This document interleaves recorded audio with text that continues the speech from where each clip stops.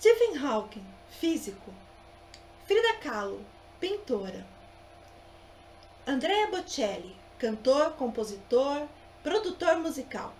Marcelo Rubens Paiva, escritor, dramaturgo e jornalista. Maria Otávia Cardoso, atriz. O que essas pessoas tão talentosas e famosas têm em comum?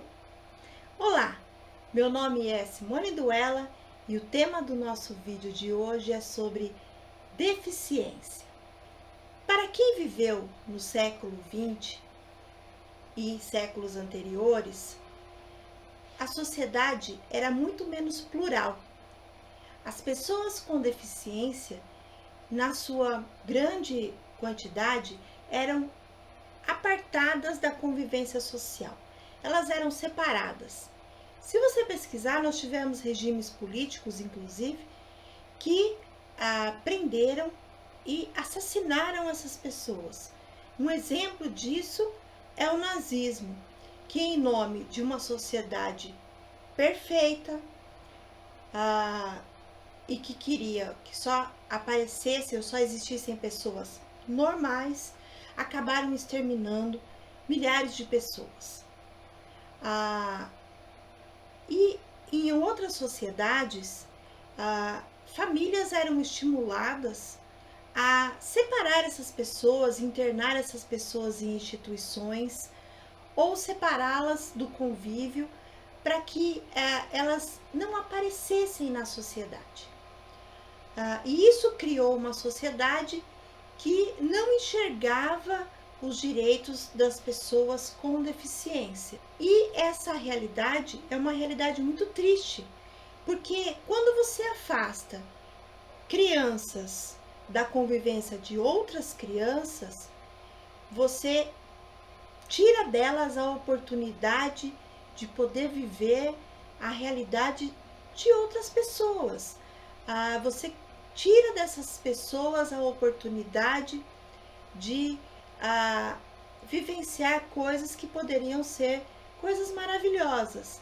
Você cria o preconceito na cabeça dessas crianças. Nenhuma criança nasce preconceituosa. É a sociedade que forma pessoas preconceituosas.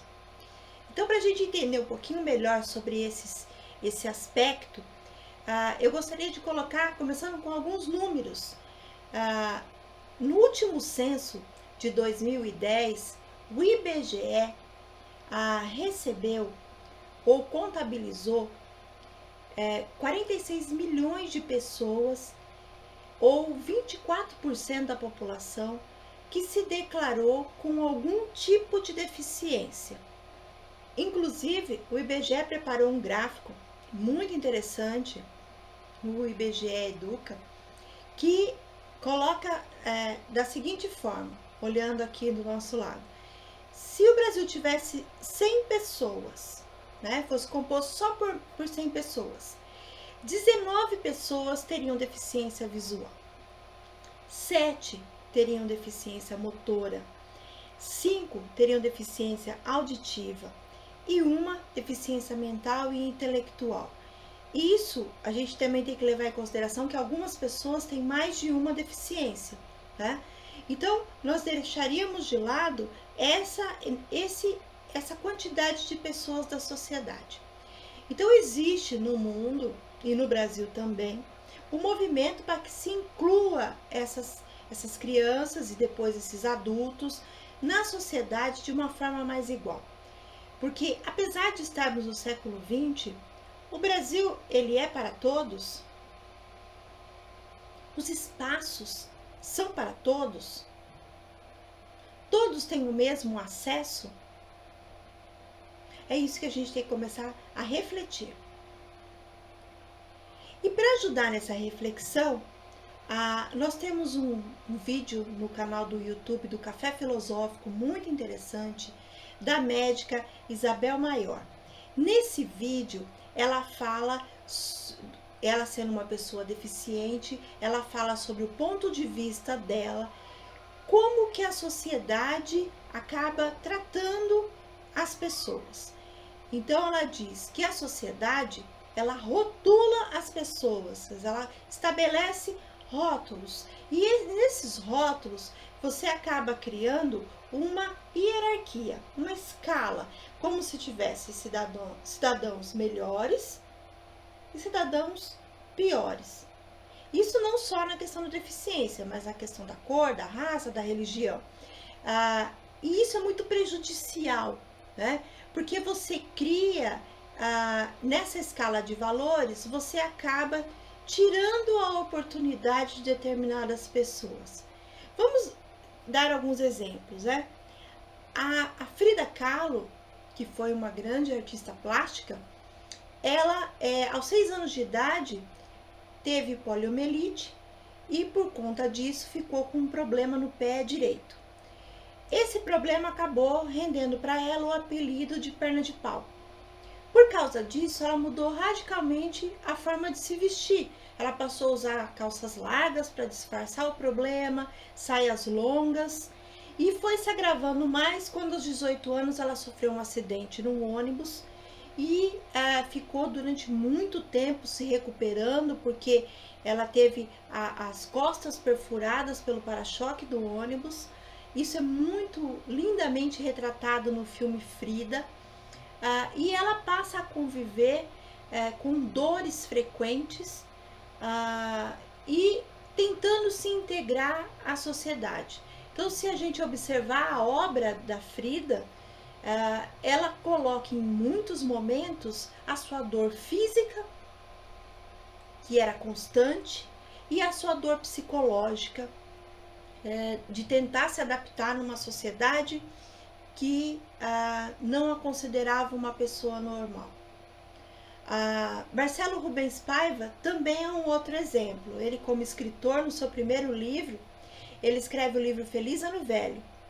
Aos 20 anos de idade, ele sofre um acidente, ele bate a cabeça numa pedra quando ele mergulha num lago e perde os movimentos do corpo. E nesse livro ele retrata a questão de ser um jovem, de ter uma vida inteira pela frente. Ele fala sobre a sua sexualidade e sobre vários aspectos da sua vida, inclusive a perda do pai, que infelizmente foi um desaparecido político na época da ditadura. O pai nunca foi encontrado. Então vocês imaginem uma pessoa que perde os movimentos depois e perde o pai, todas essas perdas, né? A Frida Kahlo, por exemplo, teve vários abortos por causa da sua deficiência, dos seus problemas físicos, as suas perdas pessoais, né? Mas ao mesmo tempo, a contribuição que essas pessoas tiveram para a sociedade e ainda tem para a sociedade. Stephen Hawking, por exemplo, foi um físico que contribuiu muito para a evolução da ciência. Imagina se essas pessoas tivessem que ficar excluídas da sociedade, colocadas em lugares separados, não fossem privadas da convivência. Por exemplo, Stephen Hawking ficasse privado da convivência acadêmica na universidade, não pudesse exercer, apesar do corpo debilitado, mas a mente e além do que o corpo podia oferecer. Se ele fosse privado disso, o quanto a humanidade perderia? Ser privado, por exemplo, da voz de Andrea Bocelli, né? O quanto que momentos de prazer que ele poderia possibilitar para toda a humanidade nos seus shows estaria perdido para sempre. Então, é nesse movimento que se luta hoje para que as escolas, por exemplo, sejam inclusivas, né? Como eu disse, o preconceito ele não nasce com a criança. Esse preconceito ele vai, a partir do momento que ela vai convivendo com o meio, ela vai adquirindo esse preconceito. E uma sociedade mais plural, uma sociedade mais igualitária, que coloca pessoas diferentes convivendo em ambientes que têm igualdade, que permitam essa igualdade de convivência, é o ideal para que nós tenhamos a redução do preconceito, né? Eu vou dar só um exemplo simples para vocês.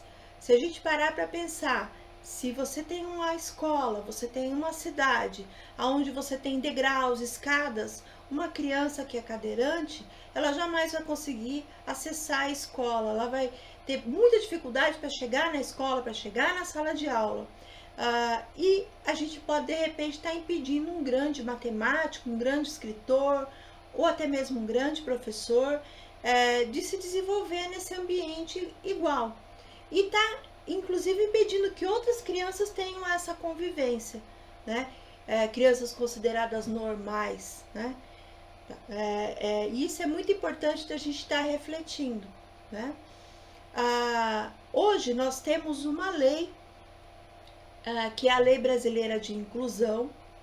Essa lei ela foi aprovada em 2015 e uma das relatoras foi a deputada Mara Gabrilli. Hoje ela é senadora pelo estado de São Paulo e ela foi uma das pessoas que fez essa discussão, esse debate, e que uma das que conseguiu elaborar a lei e aprovar essa lei. O grande desafio hoje é tentar aplicar a lei, porque a lei sozinha ela não tem efeito nenhum. É necessário que as pessoas conheçam, entendam a lei e passem a cobrar, principalmente dos estados, dos prefeitos, dos governadores, do governo federal, a aplicação dessa lei. De lá para cá, teve várias mudanças, mas essa luta ela foi muito longa. Por exemplo, a lei brasileira de inclusão, ela começou a ser debatida no ano 2000. Então, olha, foram 15 anos para a aprovação da lei. Nesses 15 anos, houveram outros movimentos no mundo. Em 2008, a ONU promoveu uma convenção e lá se estabeleceu os direitos das pessoas com deficiência. Nesses direitos e nesse debate que o Brasil participou, a gente sabe que a ONU é composta por 193 países e o Brasil é um deles. Se debateu, inclusive, a mudança de alguns conceitos, de algumas ideias. Por exemplo, a deficiência, ela não é uma situação em que somente a pessoa é responsável pelas suas limitações. Quando você tem um ambiente que limita a sua plena inclusão, você está dificultando a igualdade de acesso a essas pessoas. Então eu vou ler alguns trechinhos para que vocês entendam melhor o que essa convenção colocou.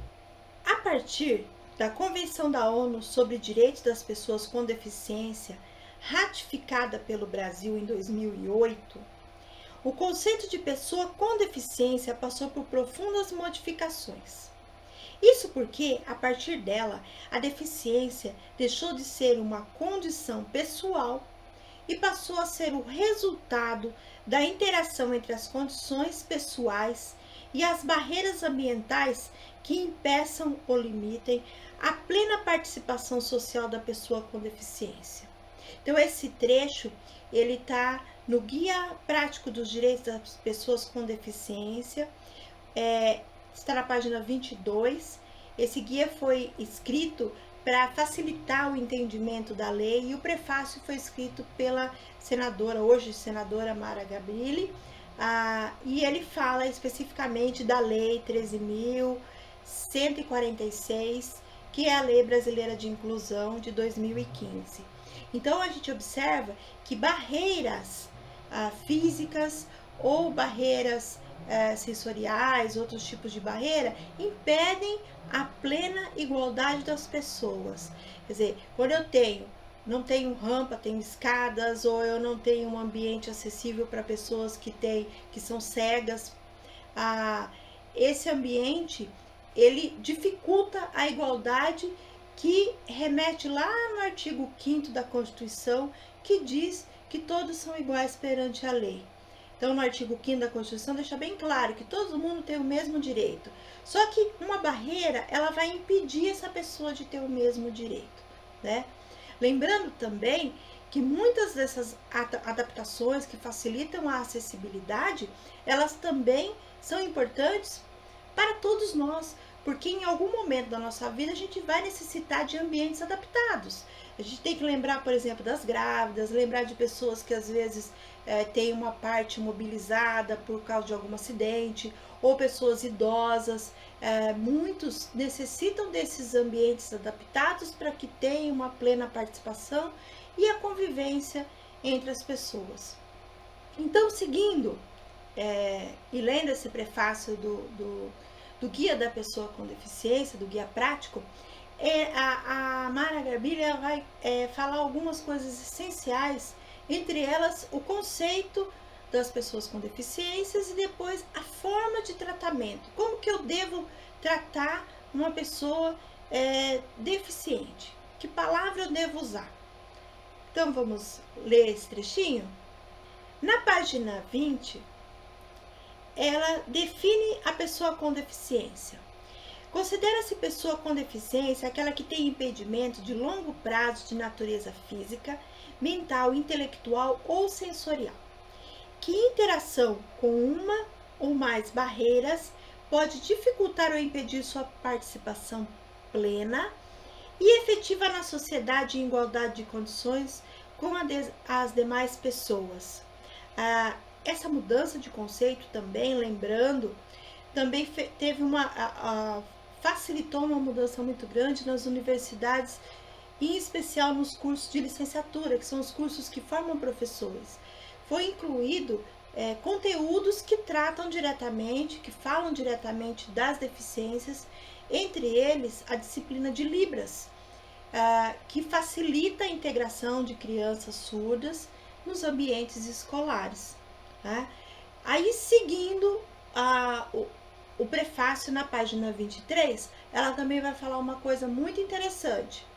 Vamos ouvir?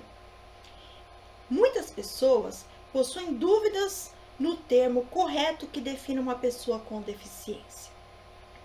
Qual seria a terminologia correta? Portador de deficiência? Pessoa com necessidades especiais? Pessoas com deficiência ou algum outro termo? Embora encontremos na legislação e na boa parte dos livros o termo portador de deficiência, hoje há um consenso de que essa expressão não é correta. Isso porque o termo portador traz uma ideia de que algo que esteja sendo portado, carregado, e a deficiência não é um objeto que se carrega e durante certo tempo e depois se descarta ou elimina. A deficiência é parte integrante da pessoa, não havendo como se desfazer dela pela simples vontade. Assim, a pessoa não porta deficiência, ela possui como parte integrante da sua identidade. Correto e sugerido é, portanto, a utilização do termo pessoa com deficiência. Bom, essa discussão é muito grande.